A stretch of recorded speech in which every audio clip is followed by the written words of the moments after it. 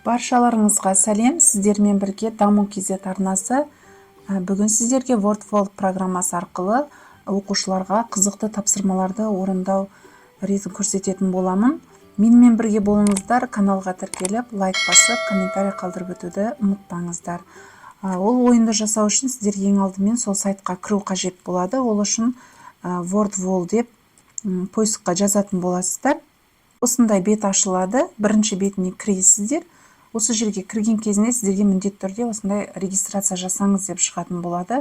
Ол үшін үстінен батырманы басып, осындай Google-дың логотипі беріледі. Яғни осы Google арқылы Google аккаунтпен тіркелуге болады деп.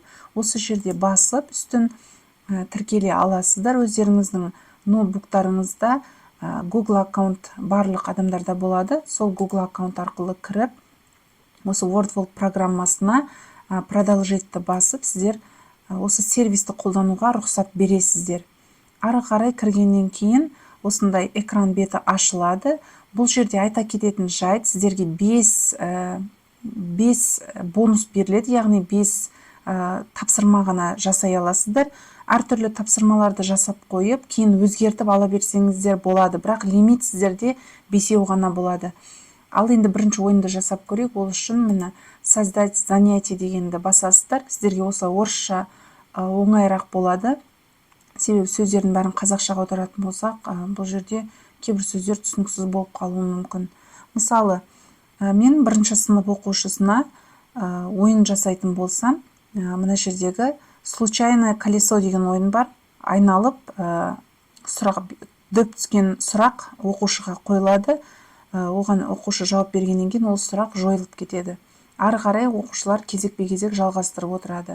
Ал мына жерде групповая сортировка деген ойыны бар. Ол жерде бір-бірімен сәйкестендіреді. Қазір сіздерге осының ішіндегі бір ойынды көрсетейін. Мысалы, сопоставить дегенді көрсетейін. Осы жерге заголовкаға, мысалы, менде ана тілі болатын болса, мен пәннің атын жазып қоям. Ана тілі сабағы.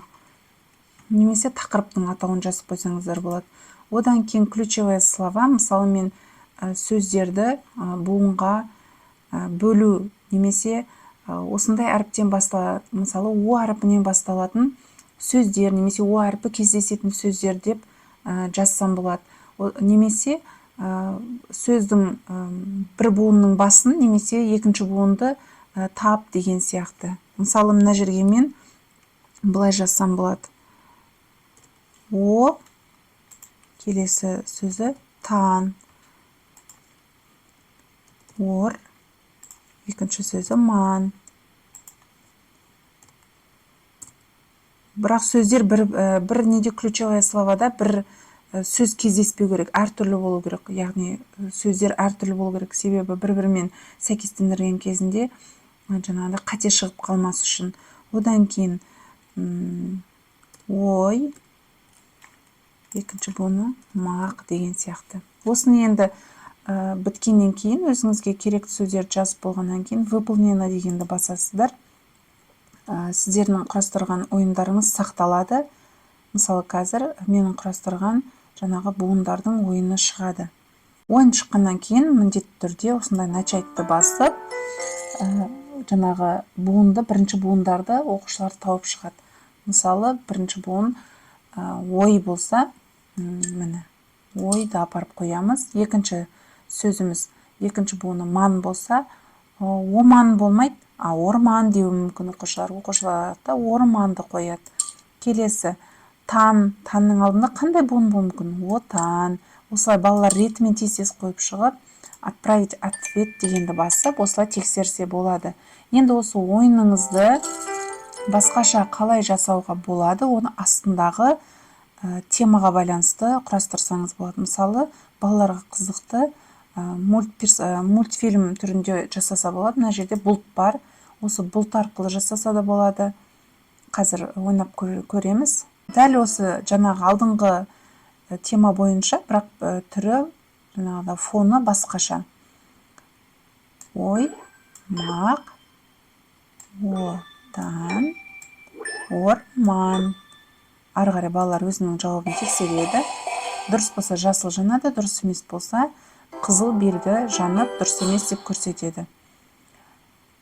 Осы ойынды құрастырсаңыз болады. Мысалы, бұны сіздер сақтадыңыздар ғой. Сақтағаннан кейін сақталғанда сіздер былай жасайсыздар. Бұны енді сіздер өздеріңіздің экран бетіне көрсеткілеріңіз келсе, бұл ойынды мына жерде поделиться дегенді басып, мына частное деген поделицияны басып, ана тілі деп бірінші сынып деп жазып, опубликовать дегенді басуларыңыз қажет болады. Ол дегеніміз, яғни ссылкасын копировать етіп алып, өздеріңіздің WhatsApp-қа лақтырып, сол WhatsApp арқылы кейін ашып алсаңыздар болады.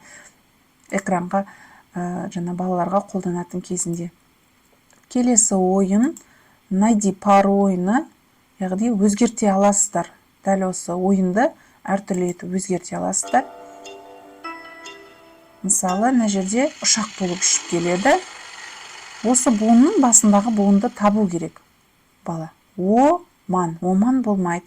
Ойман деген сөз жоқ. Немесе орман десе, орман деп оқушылар өздерінің дұрыс жауабын табатын болады. Негізі бір ойынды құрастыра отырып, әртүрлі жаңағындай шаблондарды таңдасаңыз болады. Таңдайды. Орман. Балалар оқи отыра өздері дұрыс жауабын табатын болады. Яғни бұл бірінші сыныптарға арналған тақырып бойынша алып отырмын. Сіздер өздеріңіздің қалаған кез келген математика, дүниетану, қазақ тілі, немесе әдебиет пәндеріне алсаңыздар болады. Егер дәл осы көрсеткен бағдарлама сіздерге ұнаған болса, менің каналыма тіркеліп, өздеріңіздің жақсы пікірлеріңізді жазып, достарыңызбен бөлісе отырыңыздар.